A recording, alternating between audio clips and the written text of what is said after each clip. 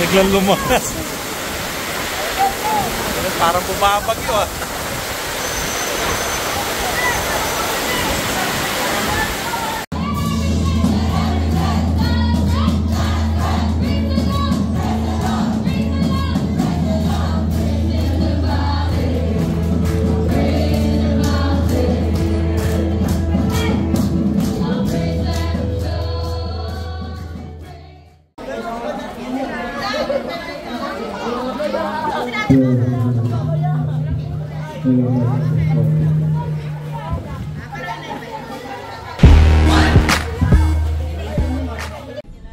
Good morning mga kasalamin!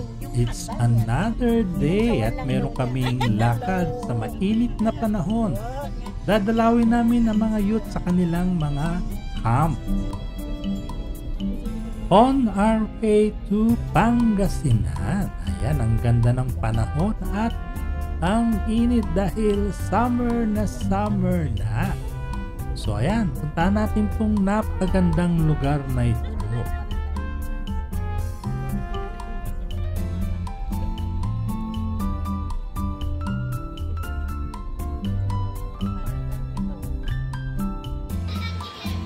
Ayan, nakarating na rin kami sa lugar na to at ang lawak pala ng school na kanilang pagdadausan ng kanilang camp. Ayan ang mga youth. Pang pahinga muna sila ngayon. Okay, yung ano niya? Sopas. Oh. Oh, sino ba nagluto niyan? Si Eugene po. Ah. Ito siya. Aba, Ito po yung pizza. At dahil mainit ang panahon, nagbigay ang may kapal ng pampalamig para hindi kami masyadong mainitan sa summer day na ito. Kaya na magsimula ang kanilang programa Praising God ay malamig na ang panahon, hindi masyadong mainit. Talagang napakahusay ng ating Panginoon at binigyan tayo ng pampalamig.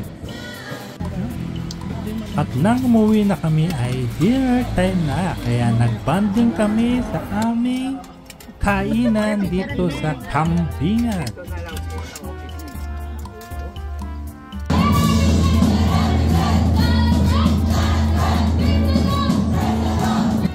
So this is our Sunday church kinabukasan at Pasko ng pagkabuhay ng ating Panginoon. Kaya ang mga kabataan, they praise God. So, yan. First Thessalonians 5. Basahin ko muna doon sa last phrase. After church, naimbitahan kami sa birthday ng aming ka-churchmate dito sa resort. Ayan. Pampalamig daw ng panahon.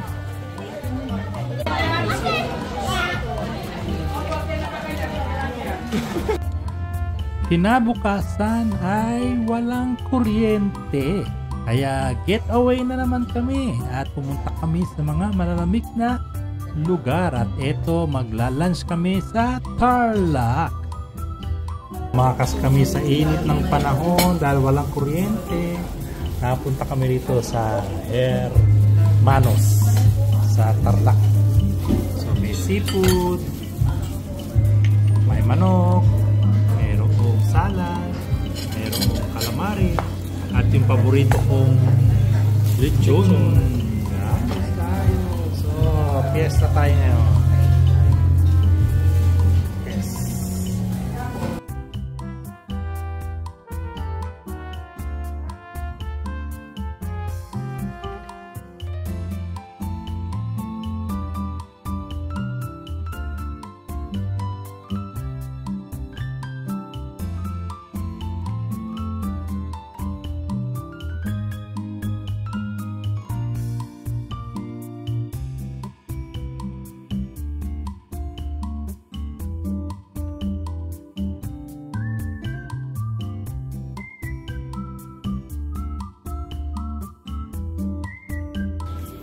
Kinabukasan ay meron Oras pong ay prayer meeting dito 5, malapit sa lugar 6:30, namin. magsi Kaya 6:30. attend tayo. Naman tayo kila Vilma. Ang daming ilaw ng tricycle na yun. Yan.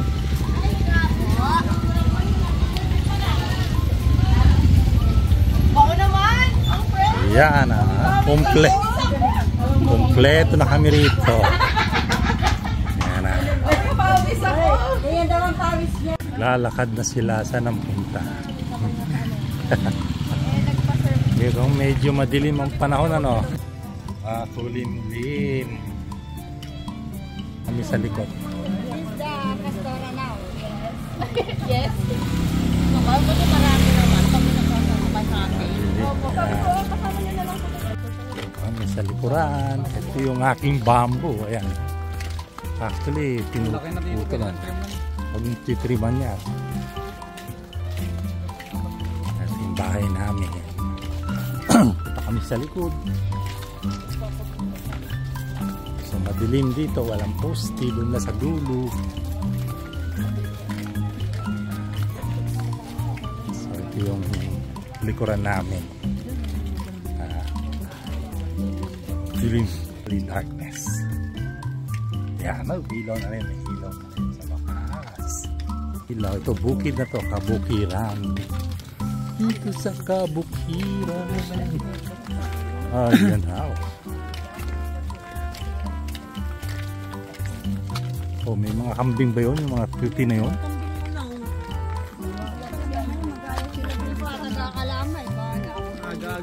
Oh, Siski. Ba't sumasama ka, Siski? Si Siski sumasama. Oh, walang tao dito. Dilin. Ay, oo. Pumunta ko. Tayo. Narinig ko yung... Tao po! Krik, krik. Sa kula lang po. Ang lawak nitong asyenda nyo eh. Ito kami, mag-prayer meeting.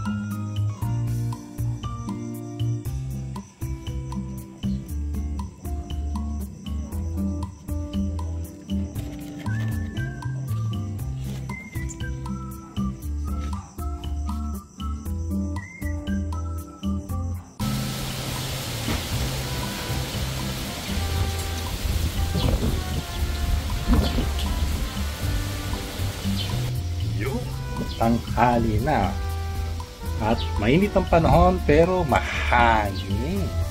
So punta kami sa kabila dahil may binyagan. Makikikain tayo doon. So tama-tama. Yung panahon ngayon dito sa Okada, mainit, mahangin.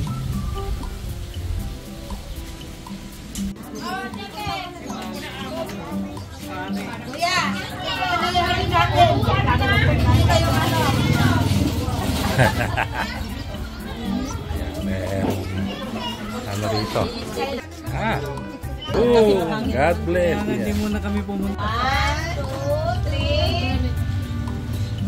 1, 2, 3. Tayo rito sa birthday ni Bastian. The same time, biyak niya. Umiyak na siya.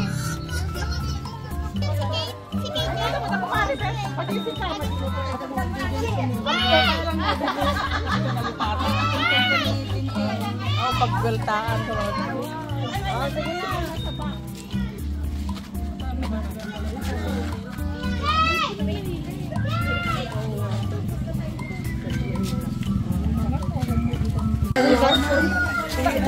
Meron silang surprise birthday dito sa maganda.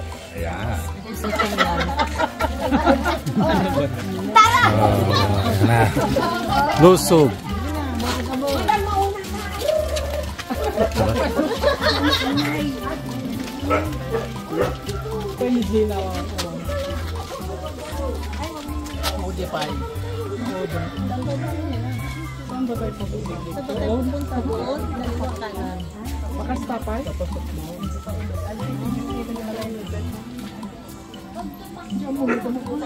Si Chimayora.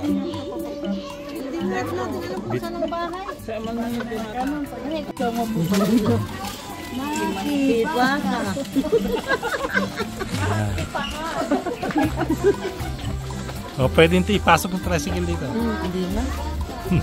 Maganda na lang malayo doon. Hindi, naganda pa. Bakawan pa sila. Kumapit yan dyan. Kabok. Katurong pa.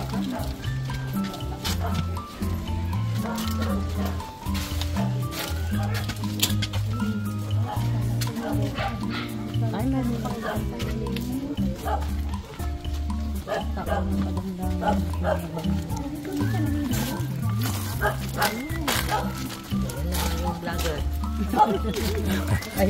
Oh, ganda ng sikat ng araw.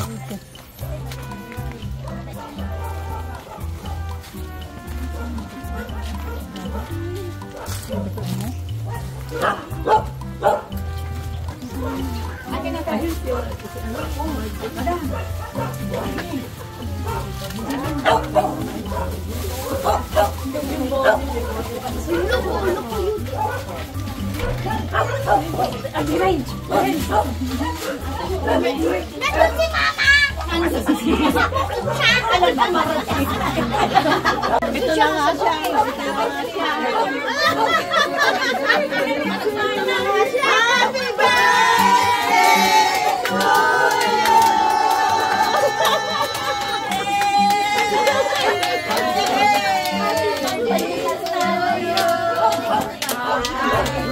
Happy oh, nakablog yan. Happy birthday to you.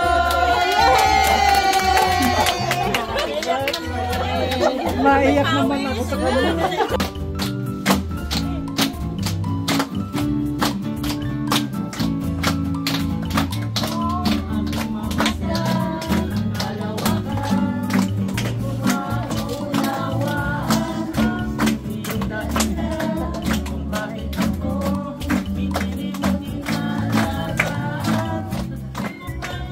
Life is short. Live your life to the fullest in God's grace.